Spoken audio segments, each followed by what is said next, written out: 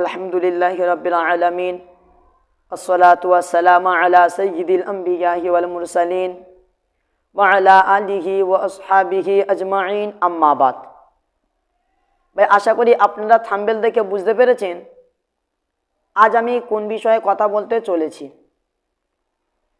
আজ বর্তমান সময়ে সোশ্যাল মিডিয়াতে এবং ইন্টারনেটে একটি কথা প্রচুর পরিমাণ ভাইরাল।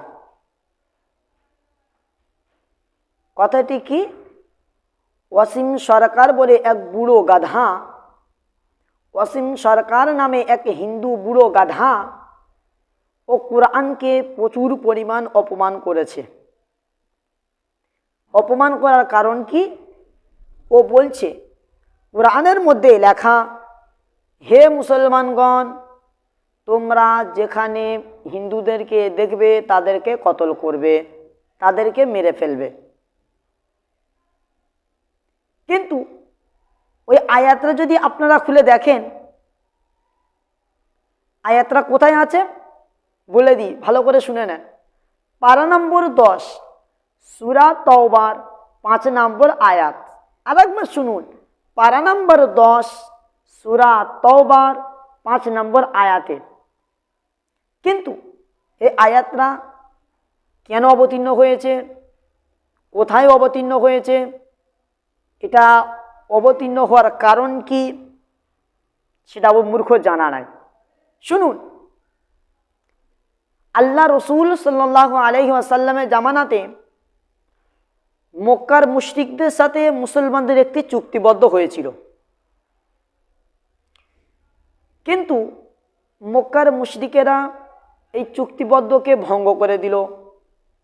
ভঙ্গ করে দেওয়ার কারণে আল্লাহ পাক এই আয়াতটা নাজিল করেছিলেন যে, হে মুসলমানগণেরা, তোমরা যেখানে কাফেরদেরকে পাবে তাদেরকে কতল করে দাও, তাদেরকে মেরে দাও, তাদেরকে ঘেরাও করে নাও, তাতে তোমাদের কোনো ভয় নেই। এটা তোমাদের জন্য বলা হয়নি, এখনকার হিন্দুদের জন্য এটা বলা হয়নি, তখনকার হিন্দুদের জন্য এটা বলা হয়েছিল। কারণ তখন মুসলমানদের উপরে হিন্দুরা, কাফেররা, মুশরিকরা জুলুম করত, সেই জন্য আয়াত অবতীর্ণ হয়েছে। কিন্তু কুরআনের মধ্যে শুধু মারার কথা বলেনি।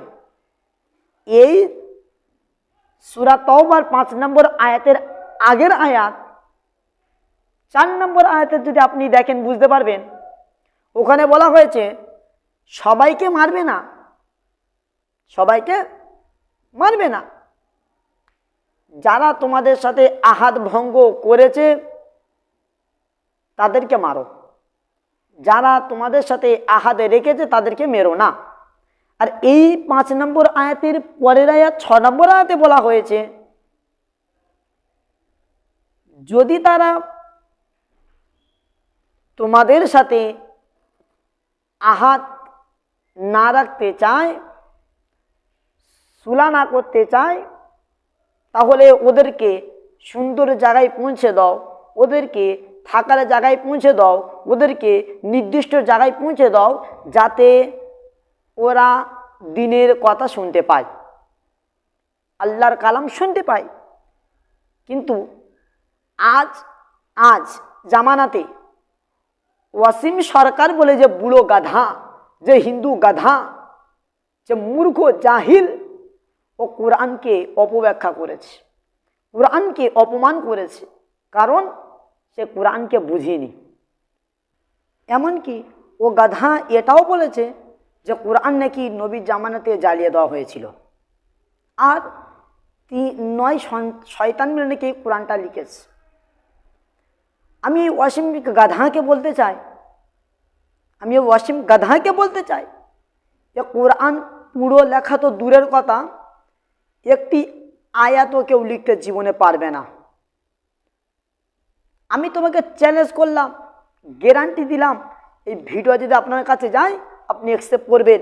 যদি পারেন একটি আয়াত বানিয়ে আমি চাইতে ইসলাম আমাকে পাঠাবেন, আপনি যা চাইবেন তাই দেব।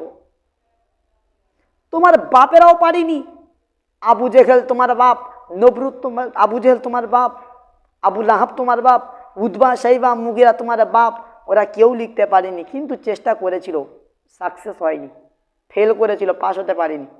কারণ এটা আল্লাহর কালাম, আসমানি কালাম, কিয়ামত পর্যন্ত কেউ এর নিমাতে পারবে না। আর যত বেঈমান কাফেররা এর অপমান করবে তত ইসলামের প্রচারটা আরো মানুষের কাছে পরিষ্কার হয়ে যাবে, সত্য ধর্ম। আল্লাহ পাকের কোরআনের মধ্যে বলা হয়েছে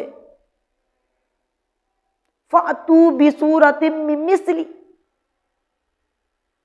যদি তোমরা পারো এই সূরার মতো বা এই কোরআনের যে কোনো একটি আয়াতের মতো একটি আয়াত বানিয়ে দেখাও। কিয়ামত পর্যন্ত পারবে না, আগেও পারিনি, এখনো পারবে না, কিয়ামত পর্যন্ত পারবে না, চ্যালেঞ্জ।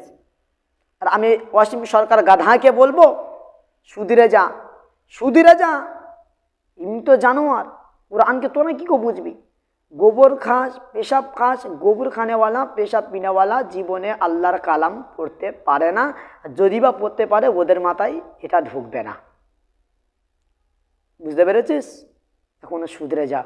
আর আমি সরকারকে বলবো যে আপনার নেতৃত্বে বিজেপি সরকারের যে একটা নেতা, ওকে পুরো বয়কট করুক, ওকে পুরো বয়কট করে দিক, বাতিল করে দিক। ওর মতো লোক দেশটি বাঁচাবে, জনগণের কি উপকার করবে? আর আমার মুসলমান ভাইদেরকে বলবো আপনারা এক হয়ে যান। হিন্দুত্ববাদীদেরকে, যে জাহিল মার্কা হিন্দুত্ব, এদেরকে জবাব দিতে হবে। এ বলে আমি আমার বায়ান ইতি করছি। ওমা আলাইনা ইল্লাল বালাগ। আসসালামু আলাইকুম ওয়া রাহমাতুল্লাহি ওয়া বারাকাতুহু।